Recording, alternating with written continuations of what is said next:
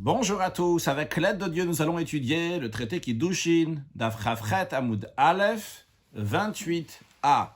Il nous reste encore deux lignes de 27b. Dans le cours précédent, à la fin, nous avons appris ce qu'on appelle le Gilgul Shvua, on a traduit par transfert de serment, c'est-à-dire que lorsque quelqu'un, Rouven par exemple, il doit jurer à Shimon pour quelque chose que Shimon peut le faire jurer, eh bien Shimon peut imposer à Rouven de jurer encore pour une autre chose que Shimon n'aurait pas pu faire jurer Rouven juste pour cette autre chose. Mais vu que Rouven doit déjà jurer pour quelque chose qu'il doit lui jurer, il peut rajouter une autre chose. L'exemple que nous avons donné, c'est lorsqu'il y a des biens mobiliers et des biens immobiliers que Shimon a demandé à Rouven de lui donner. Alors, en ce qui concerne les biens mobiliers, en effet, la Torah dit qu'on peut imposer sur quelqu'un de faire un serment pour des biens mobiliers, mais non pas pour des biens immobiliers. Mais dans un cas où Shimon va faire jurer Rouven pour des biens mobiliers, eh bien, il pourra faire Gilgul Shvua, il pourra entraîner aussi, il pourra transférer le serment qu'en plus que Rouven va jurer à Shimon pour les biens mobiliers, en même temps, Rouven va jurer à Shimon pour les biens immobiliers.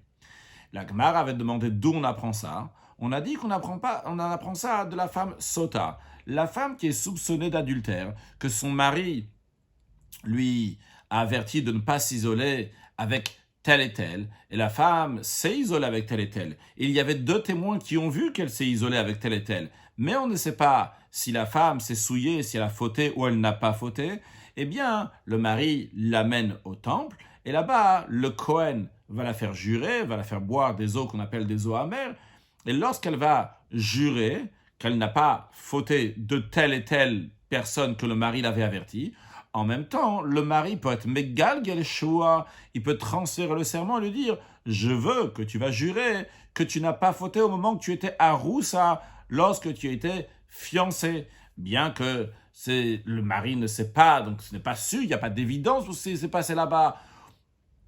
On voit que le mari peut faire un transfert de choix aussi sur une autre chose, sur un autre moment. Sur un moment, il n'aurait pas pu la faire jurer pour un moment de Erusin, car comme on a appris que le mari ne peut pas faire jurer sa fiancée, le fiancé ne peut pas faire jurer sa fiancée, mais une fois qu'il est marié avec elle, et il peut la faire jurer, vu qu'elle s'est isolée avec tel et tel, donc la Torah dit que dans un tel cas, le mari peut faire jurer sa femme, donc en l'amenant au Beth Amikdash, là-bas le Kohen va la faire jurer, et bien en même temps, il pourra la faire jurer sur un moment de Erusin. Bien que ce temps-là de Erusin, de fiancé, en général, il ne pourra pas le faire, il n'aurait pas pu le faire juste sur le temps de Erusin lorsqu'il était fiancé. Donc en tous les cas, nous avons vu la notion de Gilgul Shvua pour une femme qui est soupçonnée d'adultère, qu'on peut lui rajouter encore d'autres choses. Avant de commencer la Gemara, ce qu'il faut savoir, c'est qu'il y a deux notions dans la halacha, dans la loi, et ce qu'on appelle Issura, les choses qui sont interdites, et ce qu'on appelle Mamona, donc les lois monétaires. Donc on a les lois des choses qui sont interdites et des lois qui sont monétaires. Parmi les choses, donc des lois interdites, donc il y a les femmes qui sont interdites. Donc la sota, ça fait partie de ce qu'on appelle dans le contexte de Issura, donc des choses que la Torah elle interdit. En revanche, quand on parle d'argent, évidemment, c'est des lois monétaires. Donc, la Gemara va nous demander maintenant, donc nous sommes sur l'avant-dernière ligne de Daf Chav Zayin Amud Bet 27b. La Gemara dit Esh Kechan Sota.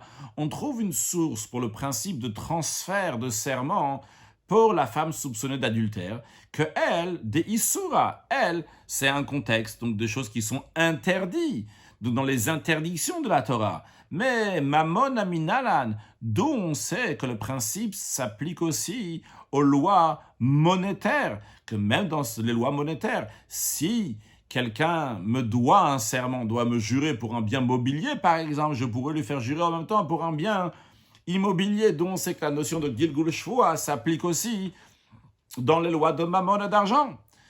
Réponse, Tanad ve Rabbi Ishmael, une braïta a été enseignée dans la yeshiva de Rabbi Ishmael. La braïta est la suivante. Et qui répond à la question, la braïta dit, Kalva Chomer. On apprend ce principe-là d'un raisonnement par a fortiori. Comment ça? Uma Sota. Si déjà, dans le cas de la femme soupçonnée d'adultère, Shelo Nitna Leitava Bedechal, pour laquelle le serment ne peut pas être exigé avec le témoignage d'un seul témoin. Quand on dit le serment ne peut pas être exigé, ça veut dire on parle donc du serment qui est fait le serment principal. Donc, c'est-à-dire qu'il faut qu'il y a 2 témoins qui ont vu que la femme s'est isolée, comme Rashi nous dit en haut à droite, chez le Nitna Litava, Rashi nous dit Shvua Shela. Son serment ne peut pas être exigé, Be'ed Echad, s'il y a un seul témoin, Kedamrinan Hatam, comme on dit là-bas dans la Gemara, dans la Mishnah, dans la Gemara, dans la Mishnah Sota, il y a écrit qu'il y a 2 témoins qui ont vu qu'elle s'est isolée, ils ne savent pas si elle a fauté ou pas.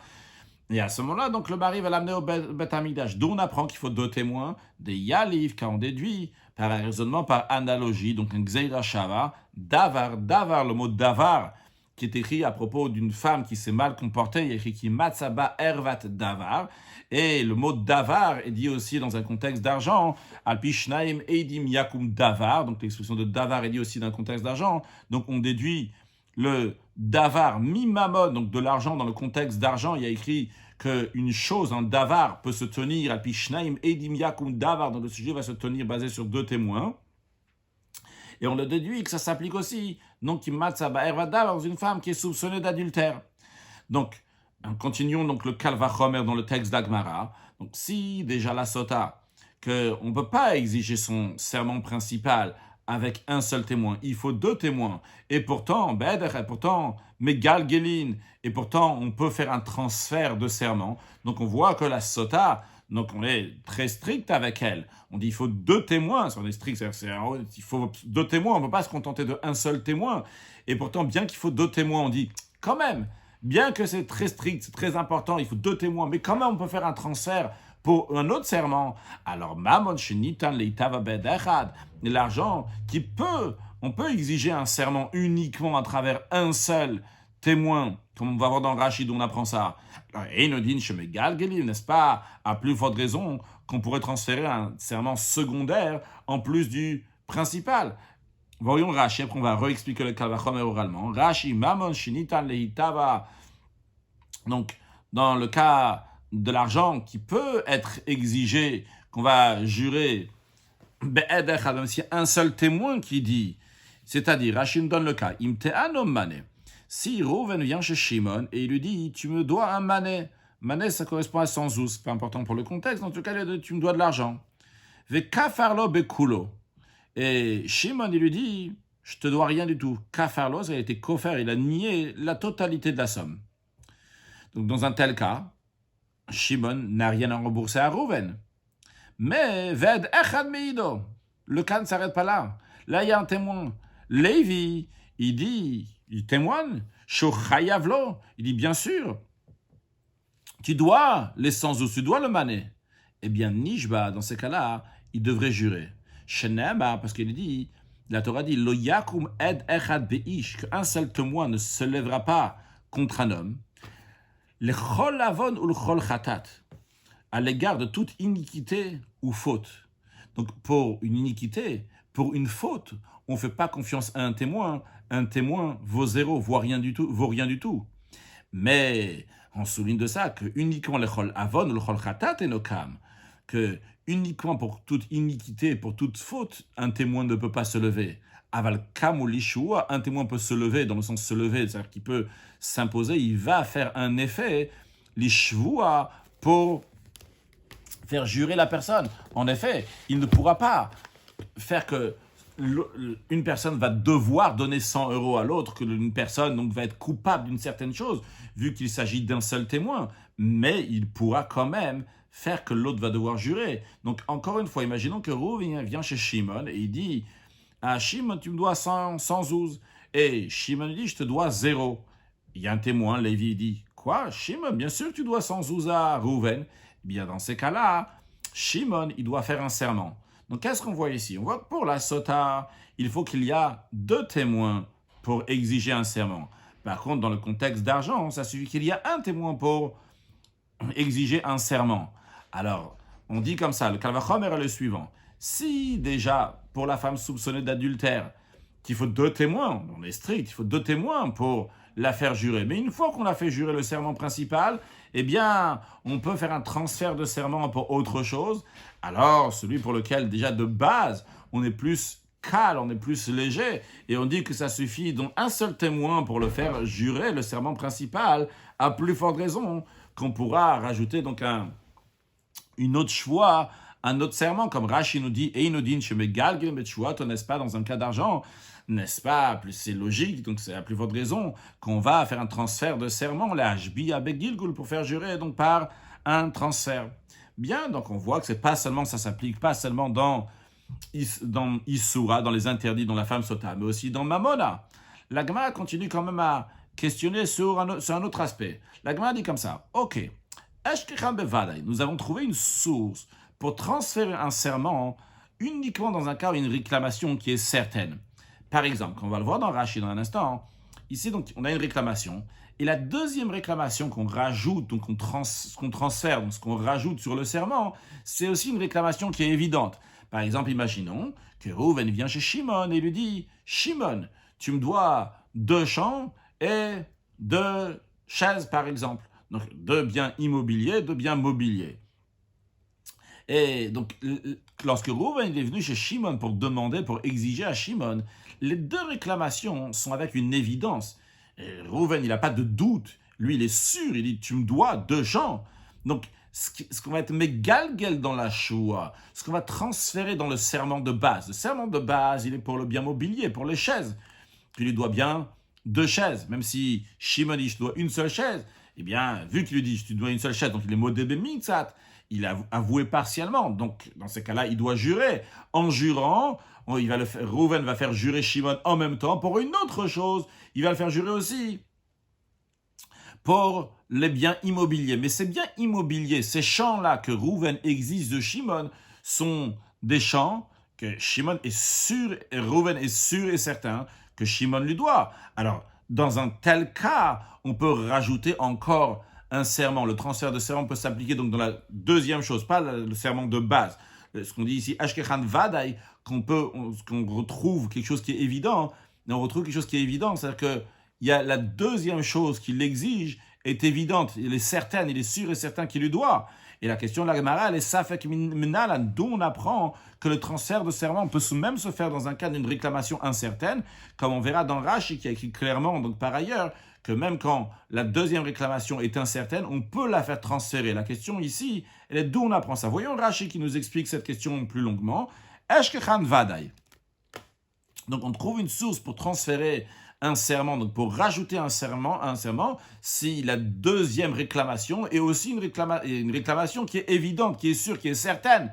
Il n'a pas de doute, il dit pas « Ah, peut-être tu me dois encore un champ. » Il dit « C'est sûr et certain que tu me dois un champ. » Rachid dit « Je me gaglim shua. » Donc on retrouve qu'on transfère un serment. Tanat bari, un argument qui est certain, bedavar, she'en chayavim alav shua, dans quelque chose dans lequel de base on n'aurait pas pu faire jurer, donc comme un bien immobilier, comme un champ, et on transfère ici, on rajoute ça sur quelque chose qui jure déjà, qui est gon karkaot, comme par exemple des terrains, ou bien qu'il n'a pas avoué partiellement, donc que la personne de base elle est venue, elle a dit, Reuven est venu chez Shimon, et tu me dois 100 ouz, et Shimon a dit, je te dois 0, et il y a un témoin qui vient témoigner, et donc Shimon doit jurer. Donc, dans ces cas-là, il peut rajouter encore quelque chose d'autre dans l'argument. On va lui... Pardon, chez l'Oda ben Mitzat, bien qu'il n'a pas avoué, donc partiellement, il n'y a pas de témoin. J'ai dit il y a un témoin. Non, il n'y a pas de témoin du tout. Chez l'Oda ben Mitzat, il lui a dit tu me dois 0. Imaginons donc que Reuven est venu chez Shimon et il lui a dit tu me dois une dette de 100 zouz. Et Shimon lui a dit je te dois 0. Et après, par ailleurs, Shimon doit jurer à Reuven pour autre chose. Par exemple, il lui a dit tu me dois 2 chaises et Shimon dit je te dois seulement une seule chaise. Alors il doit aller au tribunal pour jurer qu'il doit seulement une seule chaise et pas 2 chaises. Et au passage, il lui fait jurer que sur les 100 zouz qu'il lui a dit tu me dois 0 et que Shimon a dit à Reuven je te dois 0, je te dois rien du tout, il le fait jurer en même temps. Donc Rashi nous donne 2 exemples, que ce soit Kakaot ou bien Shelohoda B'Mitzat ou bien qu'il a avoué sur 0. Donc dans ces 2 cas-là, sur le Kaka, sur le terrain, Reuven n'aurait pas pu faire jurer Shimon. De même, lorsque Shimon a dit « je te dois 0 », alors que Reuven lui exigeait 100, Reuven ne peut pas faire jurer Shimon. Mais si Shimon va devoir lui jurer pour autre chose, eh bien, Reuven pourra le faire jurer sur le terrain que sur le terrain à propos duquel Shimon a dit « je te dois pas ce terrain ». De même, Rouven pourra faire jurer Shimon sur les 100 zouz que Shimon a dit « je te dois rien du tout ». Vu que maintenant, Shimon doit jurer à Rouven pour autre chose, Rouven va rajouter encore la chose qu'il ne pouvait pas faire jurer avant. Donc on voit chez Megal, si il doit faire une choix, un serment d'autres pour une autre raison, mais en tous les cas, le principe que Rashi veut nous dire, c'est Ashkichan Vada, et c'est uniquement si l'argument, la réclamation, la Tana, c'est une réclamation donc, qui est certaine de la part de Rouven envers Shimon, on peut la rajouter sur un serment initial, sur le serment principal. Mais toujours dans Rashi, Safek Mindain. Tanat Shema, c'est une réclamation qui est incertaine, qui donne Shuat Ashutafin, comme par exemple, s'il s'agit d'un serment qui est fait donc par des associés, Vea Arisin et des Meteye chez Chalku qui ont partagé. Des Tnan Bishuot, on enseignait dans une Mishnah du traité Shuot, que Chalku Ashutfin va Arisim eno yachol ashbio. Que les Shutfin et les Arisin, donc quand quelqu'un ils sont associés, les associés peuvent faire jurer l'un à l'autre que les deux ont été honnêtes. De même, les métayers, pour ceux qui ne savent pas c'est quoi un métayer, donc c'est quelqu'un qui travaille dans un champ de quelqu'un d'autre et qui reçoit un pourcentage donc, du travail qu'il y a dans le champ. Donc un haris au singulier, harissine au pluriel. Eh bien, ils peuvent faire jurer les uns les autres quand ils sont comme ça associés, parce que c'est possible que l'un il a pris plus, c'est permis de prendre plus. Et d'ailleurs, c'est important à savoir dans la suite, si on verra clairement dans Rashi, que c'est uniquement une takanta des rabbanan, c'est les sages qui ont institué ce serment, parce qu'ils se permettent des fois de dire, par exemple, j'ai travaillé plus d'heures que l'autre, donc je vais prendre un peu plus, comme ça on ne va pas partager honnêtement comme c'était à la base. Mais ce que le Rashi est en train de nous dire maintenant ici, il est en train de nous parler des Shutfin et des Harisim chez Chalku qu'ils ont déjà partagé. C'est-à-dire ils sont plus associés. Donc ils ont partagé ce qu'il y avait. Par exemple, il y avait 2000. Chaque associé, il a pris 1000 d'un côté, 1000 de l'autre. Et maintenant, ils sont plus associés. Une fois qu'ils sont plus associés, ils ne peuvent pas faire jurer l'un à l'autre. C'est ce que la Mishnah nous dit. Et no yachol la'ashbio, il ne peut pas faire jurer. Mais, vekatane, on enseignait, que nitrayev lo shua mimakom acher. Imaginons que Rouven et Shimon qui étaient associés. Et Rouven, il a pris 1000 euros et Shimon a pris 2000 euros. Maintenant, donc, ils ne sont plus associés. Mais après, plus tard, Rouven et Shimon ont une autre histoire entre eux. Et Rouven va faire jurer Shimon pour quelque chose qu'il a le droit donc de le faire jurer. Eh bien, Megal Gelim alavetakol. On est tout Megal, on transfère tout. Même une histoire qui s'est passée dans le passé lorsqu'ils étaient associés. Bien que maintenant, ils ne sont plus associés, il peut le faire jurer. Donc, Rashi nous dit Alma. Donc, qu'est-ce qu'on voit? On voit que ça fait que Nami Megal Gelim. On voit que même lorsque le deuxième serment, non pas le serment principal, le serment principal, c'est Rouven doit pouvoir, d'après la loi de la Torah, faire jurer Shimon pour le serment principal. Mais le Gilgul, ce qu'on va rajouter, c'est même si c'est un safek, même si c'est un doute. Parce que maintenant, il est sûr donc sur quelque chose. Il dit, tu sais quoi, jure-moi là qu'on était associé, que tu as été vraiment honnête, que tu n'as pas pris plus. Même que Rouven n'a pas de preuve claire que Shimon lui a pris quelque chose lorsqu'il est associé. Il veut juste comme ça une clarification. Il n'aurait pas pu faire jurer. Il ne peut pas venir chez Rouven. Et Rouven ne peut pas venir chez Shimon et dire, écoute, tu te rappelles, on était associés l'année dernière. Je veux que maintenant que tu me jures que tout était honnête. Il ne peut pas faire ça. Mais si Rouven fait jurer Shimon pour autre chose qu'il a le droit de le faire jurer, il peut lui dire, tu te rappelles l'année dernière lorsqu'on était associés, et je veux que maintenant tu me clarifies, en même temps tu vas me jurer, mais Galgel Shua, même sur un Safek. Et sur ça, la question de la Gemara est Minalan, d'où on sait que même si c'est un doute, Rouven peut faire jurer Shimon sur ça. Et Rashi explique, Imi Kalvachomer. Vrai, on vient de faire un Kalvachomer au début de notre cours, dans lequel on a déduit donc Mamona Meisura, on a déduit donc le contexte d'argent de la femme de Sota. Mais Rashi dit, ce Kalvachomer, ici, il ne pourra pas nous aider pour déduire qu'on peut faire jurer dans un serment aussi un safek, un doute. Pourquoi? Des Sota, car la femme soupçonnée d'adultère, Kol Shuata Safek, elle, c'est un cas exceptionnel. Dans la femme soupçonnée d'adultère, même quand elle va jurer au Kohen dans le temple qu'elle n'a pas fauté, là-bas, on l'a fait jurer par un doute. On n'a aucune évidence, on n'a aucune certitude que la femme, elle a fauté. De base, c'est un doute. Donc, vegil guldami safek. Ok. Donc, dans ce cas-là, le mari peut être megalgel, peut ramener, faire transférer une choix aussi sur un safek, sur un doute. On a un doute maintenant si la femme elle a fauté au moment de Héroussine ou pas.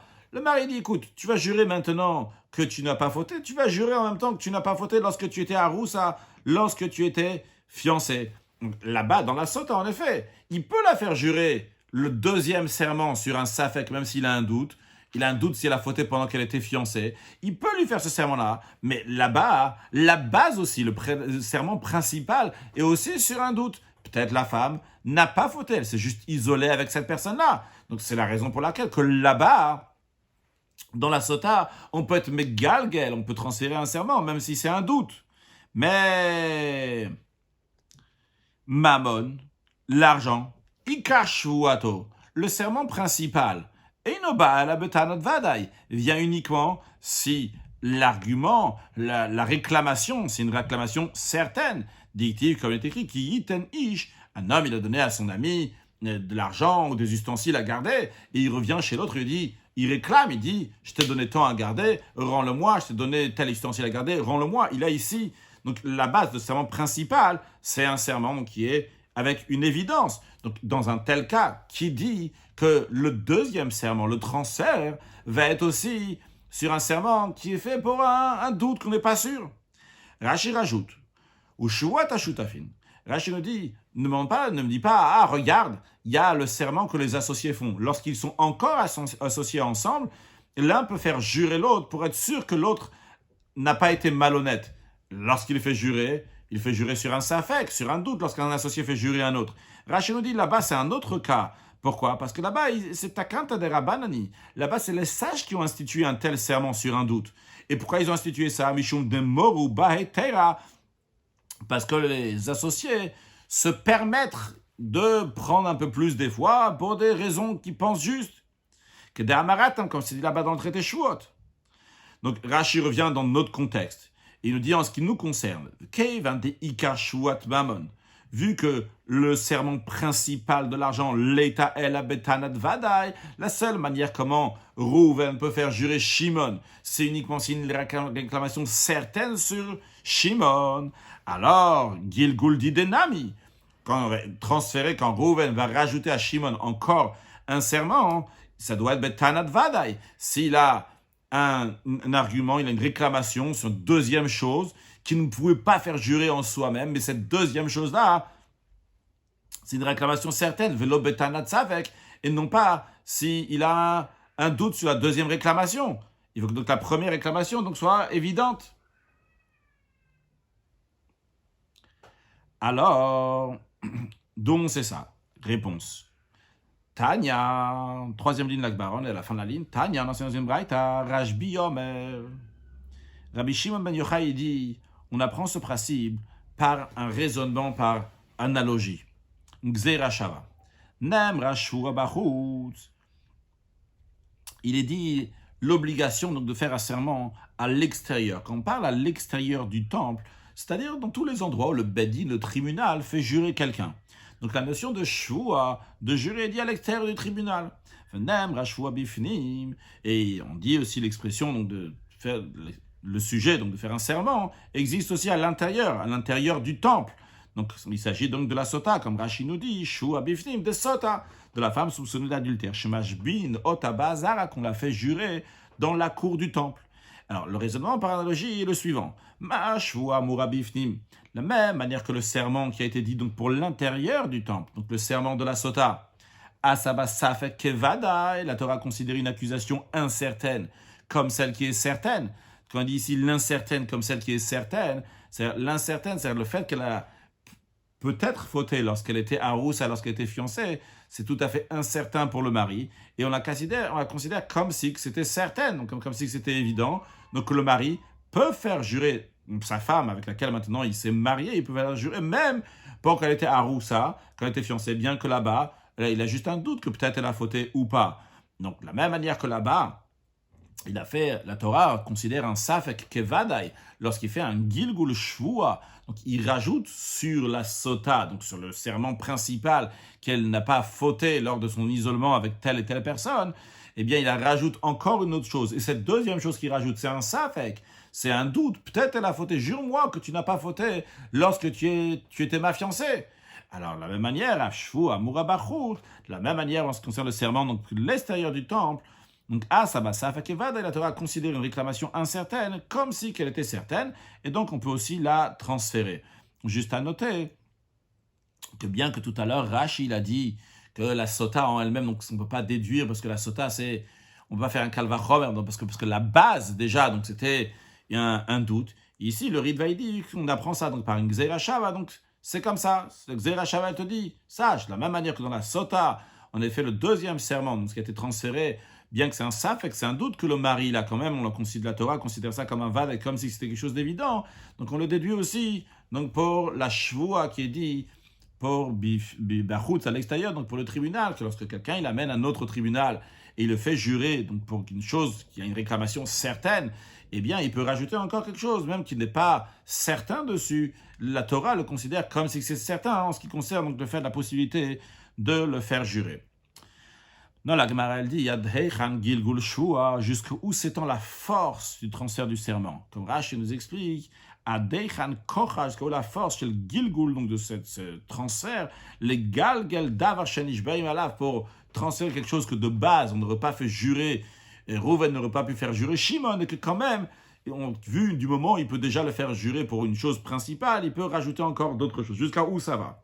Réponse, Amar Rav Yuda, il a le nom de Rav, de Amarle. Si Rouven dit à Shimon, il doit le faire déjà jurer pour quelque chose, il peut le faire jurer pour une autre chose, comme par exemple, jusqu'à aller lui dire, Ishav alishen avdiata, jure-moi que tu n'es pas mon esclave. Rashi, de Amarle avdiata. Que si Rouven dit à Shimon, jure-moi que tu n'es pas mon serviteur. Un philosophe, même ça, mais Galgelim. On transfère et mitraïv le choix, mais comme si Shimon donc, doit jurer à Rouven pour autre chose, eh bien, il peut le faire jurer que tu n'es pas mon serviteur. Donc, juste important à savoir, quand il dit ici, tu n'es pas mon serviteur, il demande à l'autre de le jurer qu'il n'est pas le serviteur cananéen. Il y a deux catégories de serviteurs, le serviteur cananéen, le serviteur hébreu. Ici, il lui dit, tu es mon serviteur cananéen, jure-moi que tu ne l'es pas. Rashi nous dit, Maskana, dans la conclusion de la Gemara, dans quelques lignes, nous allons voir, mais Faresh Maïributa Mekach, on va voir qu'est-ce qu'il y a de plus qu'un terrain. Parce qu'on a déjà appris que quand quelqu'un il fait si Shimon doit jurer à Rouven pour un bien mobilier, en même temps, on va rajouter un bien immobilier que Rouven veut faire jurer à Shimon. Et ici, Rav Yuda et Nidon de Rav, il peut le faire jurer que tu n'es pas mon serviteur cananéen. Qu'est-ce qu'il y a de plus qu'un bien mobilier? On dit Damar Adech, on dit jusqu'à où? On dit waouh, même tu n'étais pas mon serviteur. Gemara répond Amar Rav Yehuda Amara, on a déjà dit Damar le Shavali Shenaliata. La Gemara demande dans tel cas, Ahou, cette personne-là qui dit à l'autre jure-moi que tu n'es pas mon esclave cananéen, donc il est en train de lui faire sortir une mauvaise renommée, que Shimon c'était ou c'est l'esclave cananéen de Rouven. Une personne qui fait ça, Shamut et Meshavtinanle. Cette personne-là, on va l'excommunier. Comme de Tanya, comme c'est dans une braïta, Korela Chavero Evet, celui qui appelle son prochain esclave, Yebenidoui, il doit être excommunié. L'idée qu'il y a de ça, pourquoi cette punition-là, Rashi, Korela Chavero Evet, celui qui appelle son ami, donc un autre juif, il appelle serviteur, ce qu'il dit, c'est le Evet Knani, un serviteur cananéen, Yebenidoui, Hayomenadinoto. Il l'excommuniait, c'est que le tribunal l'excommuniait. Pourquoi? Israël, parce qu'il rabaisse un autre juif. Kolkar, à tel point de l'appeler un Eved, un serviteur cananéen, Afam Yezal Zelobo, la manière eux aussi, donc le tribunal va le rabaisser en le mettant en nidouille, en excommunie la personne. Donc quand on excommunie la personne, donc c'est à ce moment-là, donc la personne, elle ne peut pas manger, boire avec des autres, elle ne peut pas rester dans ses quatre coudées, donc c'est une punition d'excommunion. Après, s'il appelle son ami Mamzer, donc un Mamzer, donc qui est un enfant qui est né de rapports adultériens, ou des parents donc, que le mariage il est interdit s'ils vont le faire, il va avoir le karet parce qu'ils ont un lien de parenté. Donc un Mamzer, c'est quelqu'un qui n'a pas le droit de se marier avec des juifs, ni lui ni ses enfants. Donc s'il appelle un autre juif, il appelle Mamzer, sauf Egetar Baim. Littéralement, il absorbe les 40 coups. Donc il reçoit donc des coups. Ici, il ne s'agit pas donc des coups, de ce qu'on appelle malkout en général. Donc la Torah, elle dit de recevoir les 39 coups. Ici, il s'agit donc, comme Rashi nous dit, sauf que Tarbaï m'a eu konsim makotma. Donc il le punissait avec des coups de mardout. De mardout, donc c'est des coups que le tribunal donne. Donc c'est par ordre rabbinique, non pas par la Torah. Et Rashi nous informe, donc cette punition-là est moins grave, plus légère que être excommunié. La Braïta continue. Si quelqu'un il appelle un autre juif, il appelle Racha, donc il est un méchant, un mécréant, eh bien, celui qui a été, imaginons que Rouven, il a dit à Shimon, tu es un mécréant, eh bien, Yoredimo le Chayav, Rouven peut littéralement descendre dans sa vie, ça veut dire tout faire pour qu'il va perdre sa vie, même en lui faisant des concurrences ou des choses comme ça, comme Rashi nous dit, Racha Yoredimo le Chayav, que l'homme, c'est-à-dire la Zoasta, en Bedinis Kakim, c'est que ça, il n'y a même pas besoin que le tribunal donc, s'en occupe. Les autres choses, donc c'est le tribunal. Quand on a dit Yebenido, Rashi dit Hayumenadinoto, on l'excommuniait, c'est le tribunal. Sauf que Tarbaim, Hayukonsim Makatmar de Rashi, le punissait avec Makatmar, c'est le tribunal aussi. Mais s'il appelait Racha, eh bien, Shimon, il n'y a pas besoin que le tribunal s'en occupe. Avalahu, ça, le tribunal ne s'en occupe pas. Avalahu, mais lui, Shimon, Moutar le Sanoto, il a le droit de le détester. Vaflemaet Parnasato, même de diminuer sa subsistance, l'air de l'Eumanuto, lui faire de la concurrence. Juste à noter, bien qu'on ne le souligne pas toujours, mais vu que Avat Israël, aimer son prochain, c'est quelque chose de très important, c'est important de souligner que c'est la Gemara, c'est pas de la halakha, donc il ne faut pas, si quelqu'un il appelle Racha un autre, il ne faut pas lui faire du mal. Quoi qu'il arrive, il faut trouver qu'il va finir par dire que tu es un tzaddik. Continuons. En tous les cas, la question de la Gemara, elle est, cette personne-là, donc il fait une si grande diffamation sur un autre, sur une preuve, il dit, t'es mon esclave cananéen, vas-y, jure-moi ça, et ça, il est en train de traiter l'esclave cananéen, eh bien, il devrait être béni ou il doit être mis en quarantaine. Et là, Rava, c'est la raison pour laquelle Rava, il dit, quand on dit que c'est la personne, il fait jurer l'autre, donc, que tu n'es pas mon serviteur. Il ne s'agit pas que tu n'es pas mon serviteur cananéen. Il a dit jure-moi que tu n'as pas été vendu en tant que serviteur hébreu. Ah, la Gemara demande si c'est le cas, si il peut te megalguer le choix, ça lui dit tu dois me jurer, tu me dois par exemple tant et tant d'argent. Par exemple, dans le cas de mot de Mitzat, Rouven a demandé à Shimon 100 zouz, et Shimon dit je te dois seulement 50 zouz. Et Rouven il fait jurer à Shimon que tu me dois. Que tu me dois seulement 50 zouz. Et en même temps, il lui fait jurer, tu n'es pas mon serviteur hébreu. Mais dans un tel cas, cette réclamation, c'est une réclamation qui est à 100% valable. Mammon a été gabé. Il prétend que le défendeur lui doit de l'argent. Il n'a même pas besoin de passer, tu me dois 50 et pas 100, je vais te faire jurer en même temps pour autre chose, pas du tout. Il peut lui dire, écoute, tu es mon serviteur, donc tu dois travailler, par exemple, tu dois travailler tant et tant d'années, donc c'est de l'argent ça, tant et tant d'années de travail. Donc jure-moi que tu n'es pas mon serviteur, il n'y a pas besoin d'un Gilgul Shua pour ça. Rashi, Tana Mariataï, ça c'est une très bon argument. Ou bloc Gilgul Nami, même sans transfert de serment. Il y avait de mode de mitzat, il avouait ça partiellement, il y a le Ed Echad, ou bien qu'il avait un témoin, il y a Chayev Shua, de toute façon il devrait jurer. De Tanat Miltal Telimi, car c'est une réclamation de biens mobiliers. Chez Tovopoula, tu es mon serviteur hébreu, donc tu dois me travailler tant et tant de temps. Ou bien, tu vas me travailler tant et tant de temps, au Girono, ou bien, vu que tu me dois encore tant et tant de temps, si tu veux, rachète ce temps et tant de temps en me donnant de l'argent. Donc, on maïri bouta, et qu'est-ce qu'il y a de novateur dans ça, qu'est-ce qu'il y a le chidouche, qu'est-ce qu'il y a de plus, des haïs, de ça, Michar Gilgul Shua. Tu dis, il peut même jurer qu'il n'est pas serviteur hébreu. Il peut jurer aussi que tu ne dois pas ce livre-là, que tu ne dois pas autre. C'est comme de l'argent, quoi, il n'y a rien de spécial. La Gemara répond non. D'après Rava le Tame. Rava va d'après son opinion. Rava a une opinion particulière en ce qui concerne un serviteur hébreu. En général, ce que tout le monde dit, c'est que le serviteur cananéen, son corps appartient à son propriétaire. Mais un serviteur hébreu, son corps n'appartient pas au propriétaire, mais uniquement le produit de son travail appartient au propriétaire. Mais d'après Rava, de Amar, lui, il dit, d'Amar Rava, Eved Ivri Gufo Kanui. Il dit, le corps d'un serviteur hébreu est acquis à son maître. Donc, du moment où le corps du serviteur appartient au maître, que ce soit hébreu ou cananéen, d'après Rava, le serviteur hébreu aussi, son corps appartient au maître. Dans ces cas-là, il est considéré comme un bien immobilier, et donc, il y a un chidouche, il y a quelque chose de nouveau ici qu'on nous dit.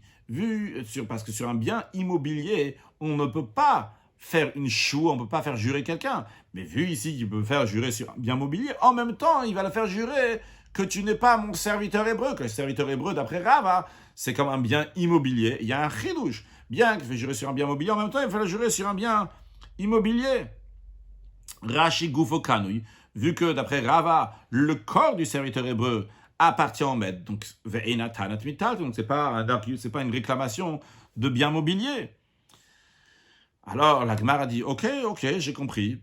Mais ici on est comme ça, et nous carca dans ces cas-là, c'est le cas qui est identique à un carca, une terre. Et on a déjà appris. Il y a une carca, Rashi va tanin.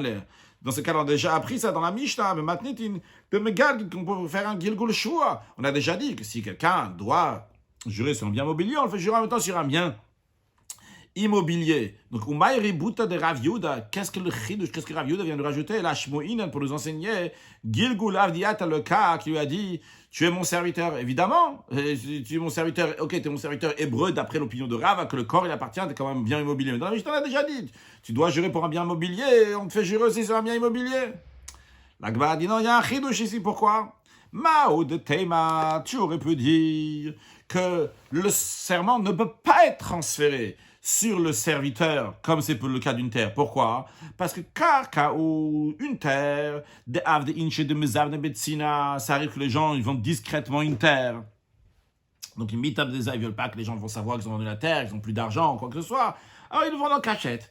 Ils mettent et donc si, en effet, il a vendu, s'il a vendu, c'est pour ça qu'il a vendu en cachette, il n'y a pas de voix, ça n'a pas été répandu, pas tout le monde est au courant. Donc, et vu que la transgression n'est pas connue publiquement, c'est la raison pour laquelle on peut faire une telle réclamation, qu'en même temps qu'on demande des biens immobiliers, en même temps on demande des biens qui sont immobiliers, en même temps donc sur la terre. Mais dans un tel cas, dans le cas où la personne lui demande pour un bien immobilier, en même temps il veut le faire jurer pour le fait qu'il n'est pas son serviteur, non, il mita des avines. Si c'est vrai que Rouven avait acheté Shimon en serviteur hébreu, Kalaïdla, cette transaction l'aurait répandu, littéralement, donc il y aurait eu du bruit, il serait d'une voix. Kamashwalan, justement, ce que Rava nous informe, que même dans un tel cas, le principe de Gilgul Shvua s'applique sur cette réclamation. Rachidet le Kala.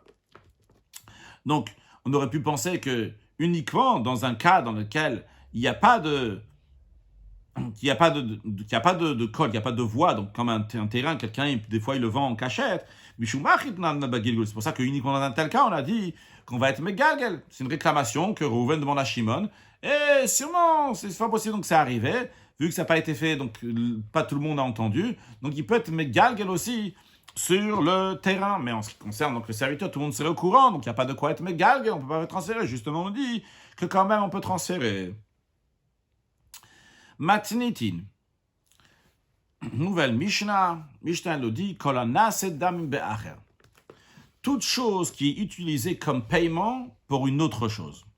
Avant de faire la Mishnah, ce serait bien de rappeler une acquisition qu'on a déjà parlé dans le passé, ce qu'on appelle un kinyan khalifin, qu'on va parler un peu dans d'autres cours et dans le prochain cours aussi, dans la Frafret Amoudbet Bezrat Hashem.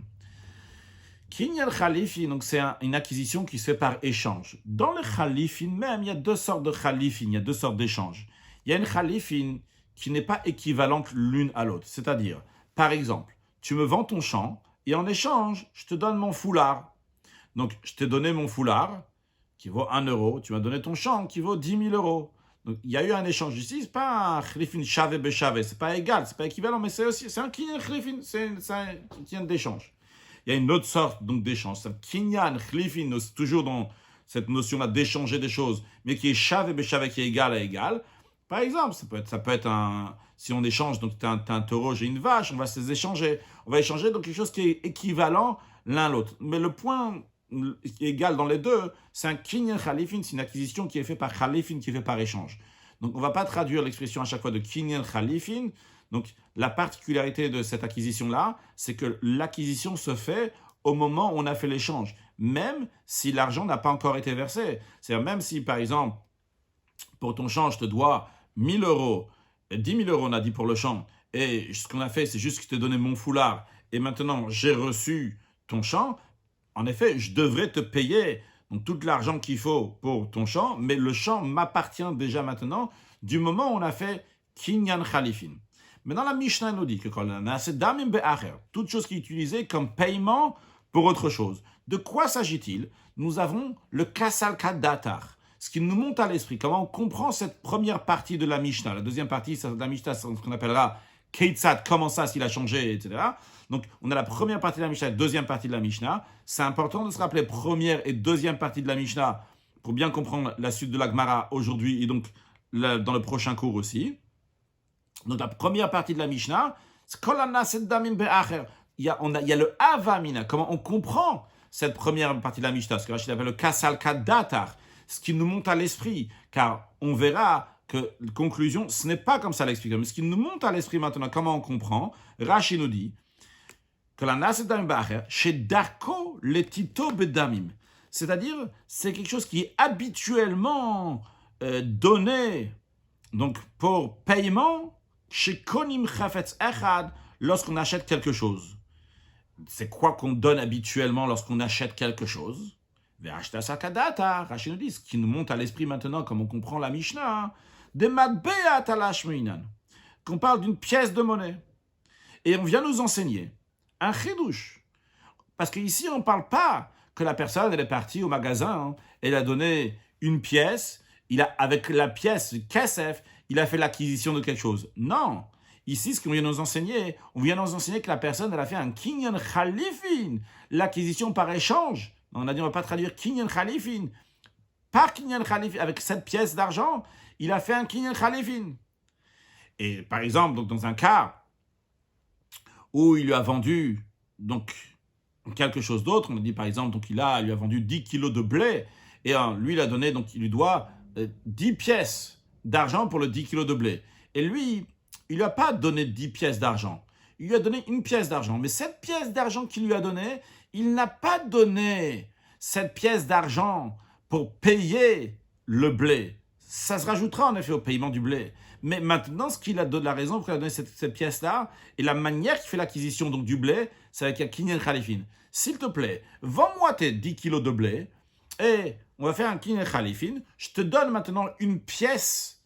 Cette pièce-là, c'est en échange donc des 10 kilos de blé. Je te dois de l'argent, je te dois 9 euros, je te dois 9 pièces pour te payer ces 10 kilos de blé. Mais le blé m'appartient dès maintenant avec le kinyan khalifin qu'on fait. C'est-à-dire qu'il utilise de l'argent ici, mais non pas pour payer la somme d'argent qui est due pour ces 10 kilos de blé, mais pour faire un kinyan khalifin. C'est ça qu'on vient nous enseigner. Et on vient nous dire que dans un tel cas, Keivan chez Zachazeh, du moment où celui-là, c'est-à-dire que le vendeur des 10 kilos de blé a été zoré, a pris possession de cette pièce qui a été donnée en échange de 10 kilos de blé, et bien à partir de ce moment-là, Nitrayev Zeh Bachalifav, celui donc, qui a donné donc, la pièce, donc maintenant l'acheteur, il assume la responsabilité de son échange des 10 kilos de blé. Dorénavant, ces 10 kilos de blé lui appartiennent et donc il devra tout faire, il devra aller jusqu'au bout pour les rembourser, pour payer, vu que maintenant c'est bon, ça lui appartient. Heicha, donc continue Rashi. Heicha de nato betorat klifin, Rashi nous traduit, il s'agit d'un cas ici, qu'il a donné cet argent-là dans un contexte en tant que échange. Il a donné l'argent non pas pour achat, mais pour échange. Velo betorat dami, mais non pas dans un contexte d'argent. Mais plutôt comme on fait l'acquisition avec un foulard, dans l'esprit de Shalaf Ishnalo, de la source dont on apprend, dans lequel cette idée de Kinyan Khalifin, qu'il a enlevé donc, sa chaussure, donc en échange de la chaussure, il a reçu quelque chose d'autre. Donc ici, c'est pas une chaussure, c'est pas un bien mobilier ni un ustensile qu'il a donné, mais c'est une pièce d'argent qu'il a donnée. Et cette pièce d'argent, on peut faire le Kinyan Khalifin. Comme ça, on comprend ici cette Mishnah. Toujours dans Rashi. D'abord, on va reprendre les mots de la Mishnah maintenant. La première partie de la Mishnah, on va reprendre sur le texte. C'est la troisième fois qu'on le répète, mais c'est pas grave. Donc, toute chose qui est utilisée comme paiement pour autre chose, donc qui est habituellement utilisée pour acheter quelque chose d'autre, donc c'est de l'argent, comme ça on comprend. Du moment que le vendeur il a pris possession donc, de cette pièce d'argent qui lui a été donné en tant que kinyan khalifin, eh bien dans ces cas-là, nitrayev zeba khalifav, l'autre, donc c'est-à-dire l'acheteur maintenant, il assume la responsabilité de son échange, on a dit donc des 10 kilos de blé. Rashi nous explique qu'est-ce que donc du moment où celui qui fait acheter, c'est-à-dire le vendeur, du moment où lui, il a fait l'acquisition, machar zouz echad minakone, il a tiré un zouz, il a reçu donc une pièce d'argent de l'acheteur. Et pourquoi il a reçu cette pièce d'argent? Non pas en tant que paiement, mais donc en tant que acquisition donc de khalifin d'échange. Donc à partir de ce moment-là, le kone, celui qui a fait l'acquisition, il est responsable de tous les cas de force majeure qui peuvent arriver à khalifin, à ce qu'il a échangé à 10 kilos de blé, dans tous les endroits qui sont. Il met tout, si c'est des animaux donc qu'il a reçus en échange de cette pièce qu'il a donnée au vendeur, eh bien, quand même, l'acheteur devra payer ces animaux-là, même si ces animaux sont morts, ils ne sont jamais arrivés dans ses mains vivants, mais ces animaux lui appartiennent du moment où il a donné la pièce. Ou bien s'ils ont été perdus, quelle que soit la manière, c'était perdu, donc les animaux, ou bien les 10 kilos de brûlé, alav le shalem amaot, sheposek la tête l'eau. Il doit lui donner donc l'argent il a dit qu'il allait lui donner. Pourquoi? Les fichiers chez mocher, cher à mocher et à souda. Lorsque le vendeur, il a tiré donc le foulard, donc il a fait kiné khalifin, o et azouz, ou bien dans notre contexte à nous, comme on comprend la Mishnah, il s'agit donc que le vendeur a tiré le zouz, betorat khalifin, en dans le contexte de khalif d'échange, nikne a mekach, la loker, bechol makam shou. Le mekach, donc le bien maintenant appartient à l'acheteur, n'importe quel endroit où se trouve ce bien. Ça, c'est la première partie de la Mishnah. Passons à la deuxième partie de la Mishnah, qui nous dit Keitzad.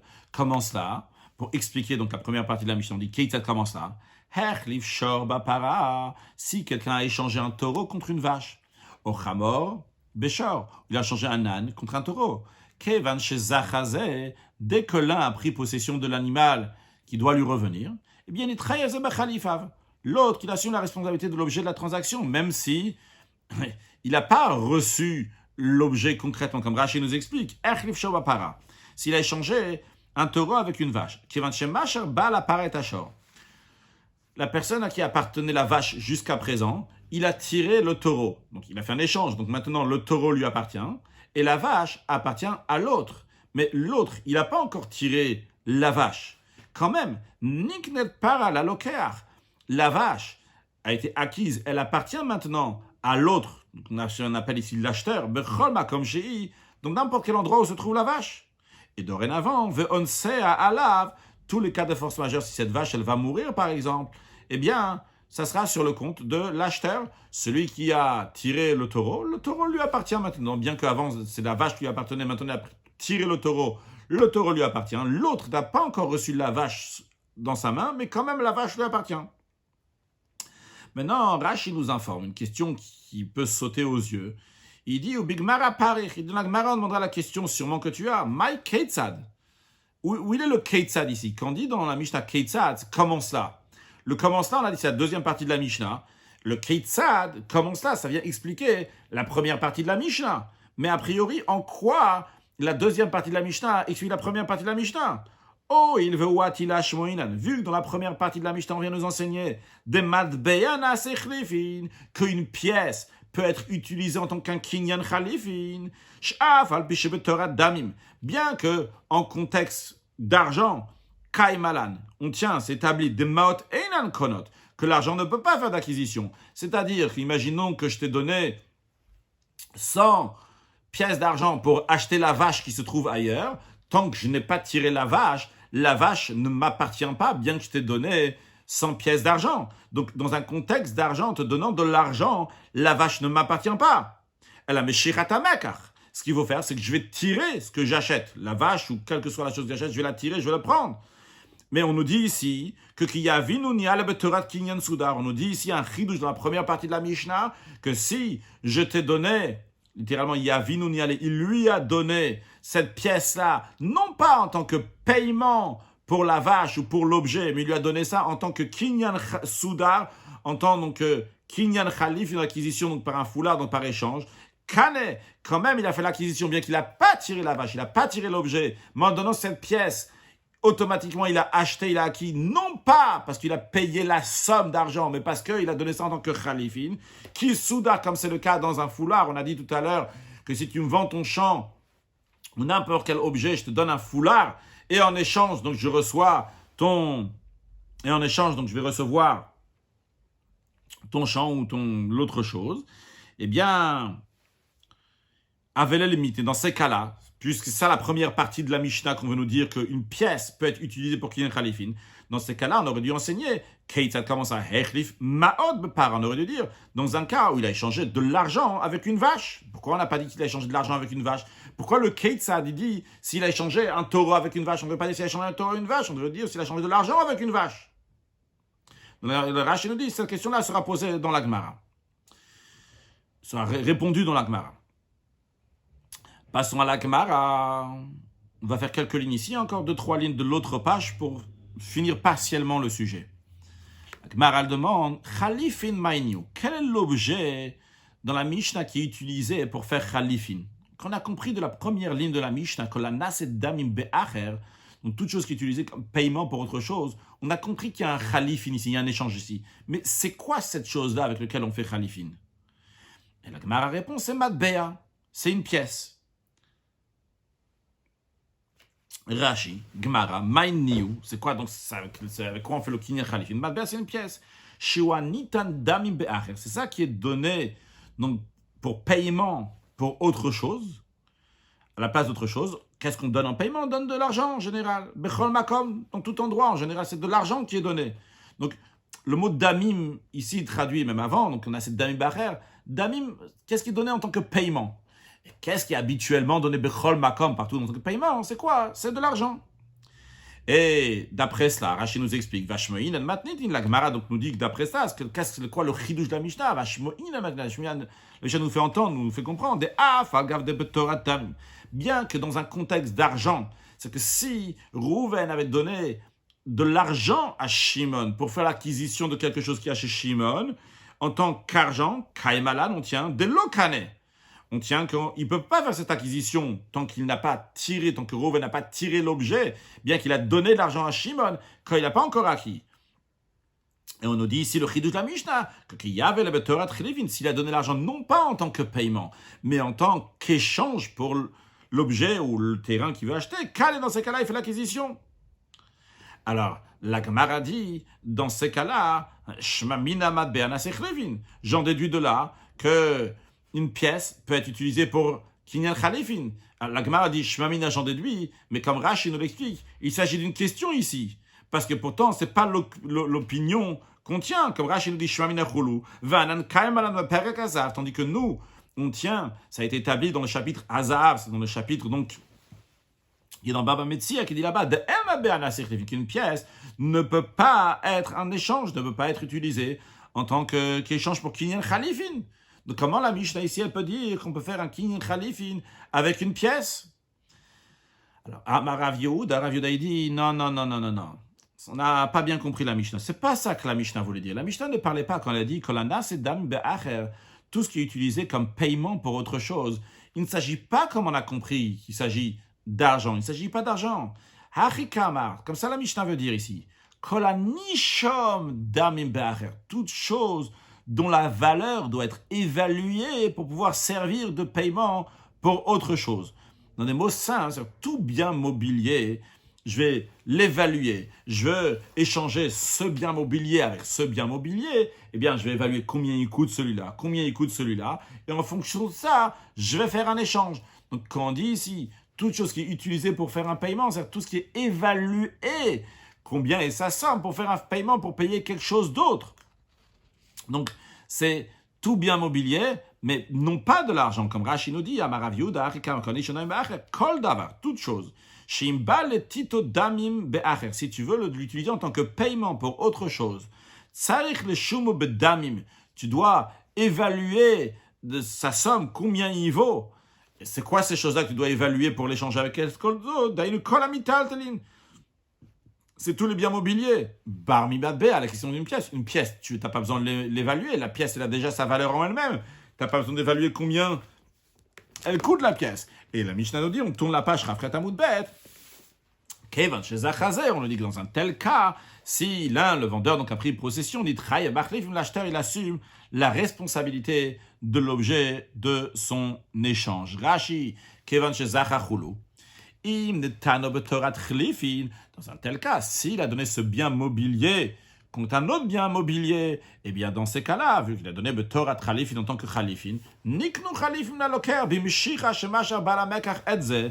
Donc, sont devenus acquis. Donc, les chalifim, ce qui a été échangé, la loker, à celui qui a acheté, par la meshicha, parce que le fait qu'il a tiré, le balamekach etze, celui-là. C'est-à-dire que si ils sont là ensemble, ils disent on va échanger ce bien mobilier avec ce bien mobilier. Maintenant, il y a seulement un bien mobilier qui est là. Ce bien mobilier ne se trouve pas ici. Il y a un seul bien mobilier.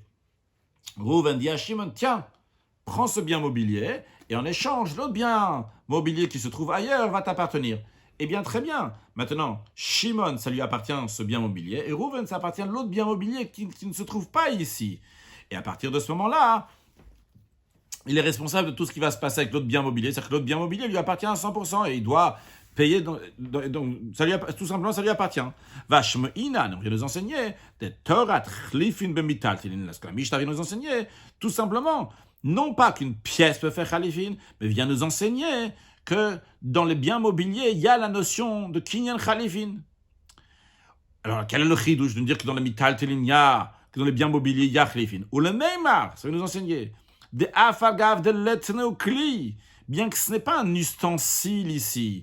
Elle a mis tal tenibéal, c'est uniquement des biens mobiliers, car il y a une différence. S'il s'agit d'un ustensile et de biens mobiliers, on apprendra plus dans le prochain cours, Bezrat Hashem.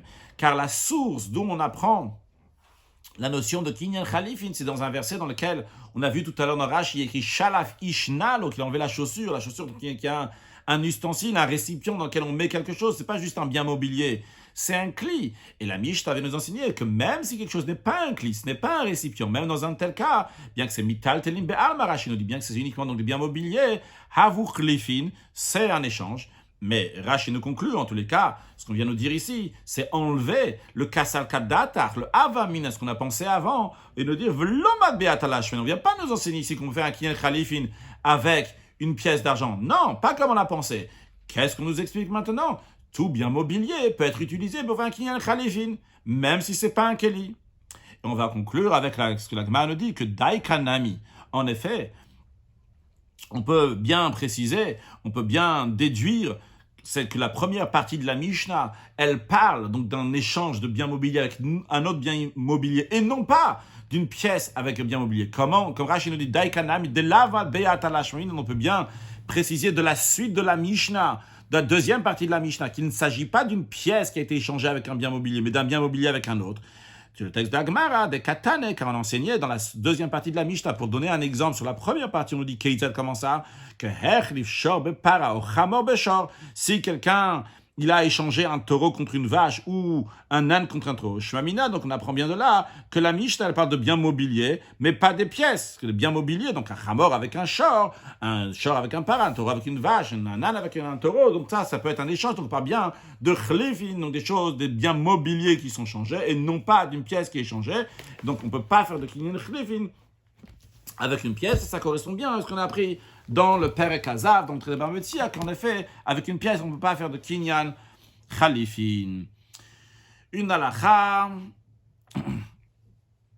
tout celui qui doit jurer à quelqu'un d'autre, que ce soit un serment que la Torah lui impose, ou bien que les singes lui imposent, eh bien, il peut transférer tout ce qu'il veut, n'importe quelle chose qu'il veut, que s'il va avouer, donc il devra lui donner de l'argent, jusqu'à où ça va, il peut le faire jurer que en avdi ata, que tu n'es pas mon en avdi ivri, que tu n'es pas mon serviteur hébreu, comme ça le Ram il dit dans Toen Venitan.